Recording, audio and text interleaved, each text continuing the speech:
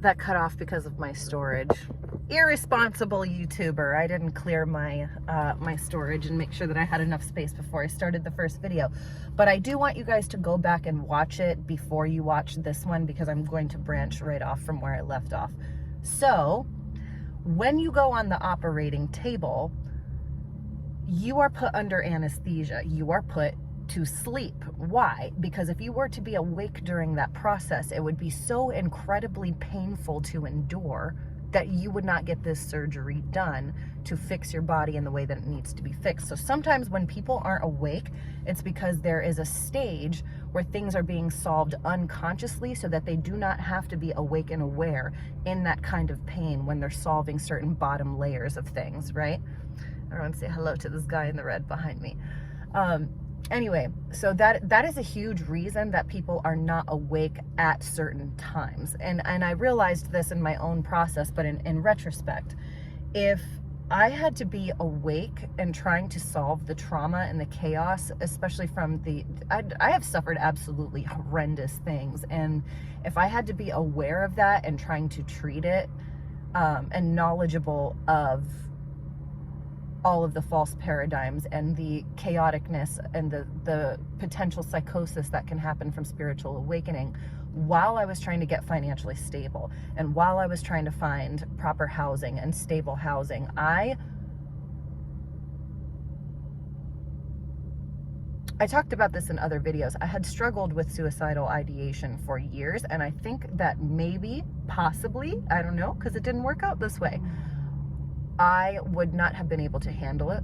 I might have been overwhelmed, and, you know, I might have acted on something, or at the very least, maybe possibly self-harmed in such a way that would have lowered my vibration even more. I might not be present on this planet. You know what I'm saying? So sometimes people are dealing with one issue at a time, or dealing with such a low issue that you need to be under anesthesia on the operating table. So sometimes there is work going on underneath the surface that we don't understand or don't necessarily see, but source knows, you know, hey, they cannot be awake for this part of their life right now. If I were spiritually awake when I had to endure the things that I had to endure, I think I would have legitimately lost it. So source definitely made me aware at the correct time, and I'm very thankful for that. And this was an epiphany that I came to very recently when I was channeling and communicating with source, which is just prayer. That's all prayer is when you're talking to God and God is talking to you.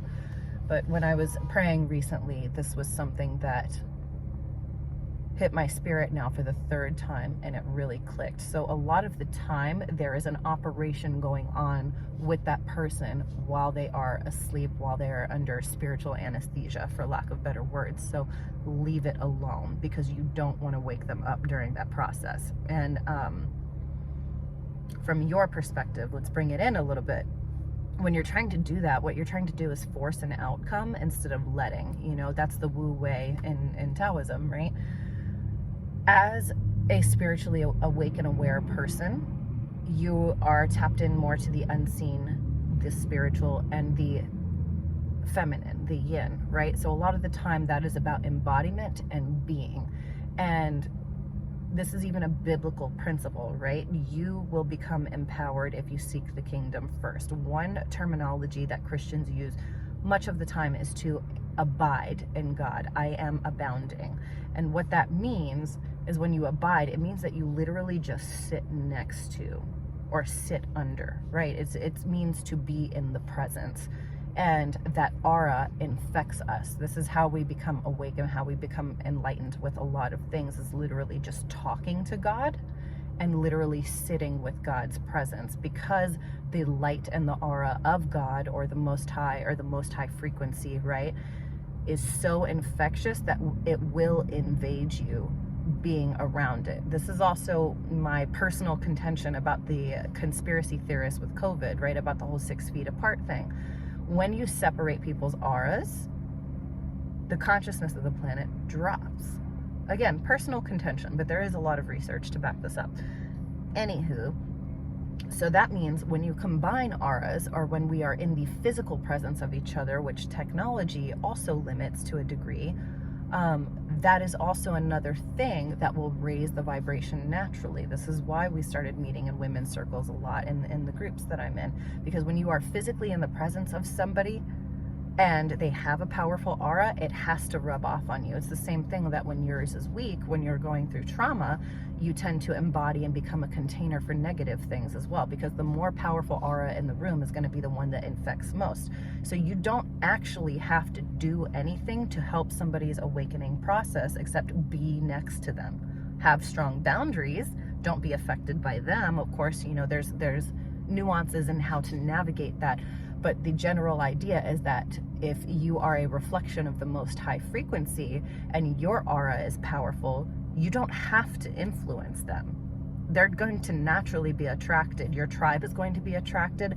The people who need light are going to be attracted. They will eventually be around you, and they will keep hungering to be around you. And they might not be consciously aware of what that is, but they're going to keep getting drawn back. You know what I'm saying? And that's because unconsciously or subconsciously, they understand that light is there and they need to go get it. So you don't have to do anything but the Wu Wei and embody what you are and embody the most high frequency.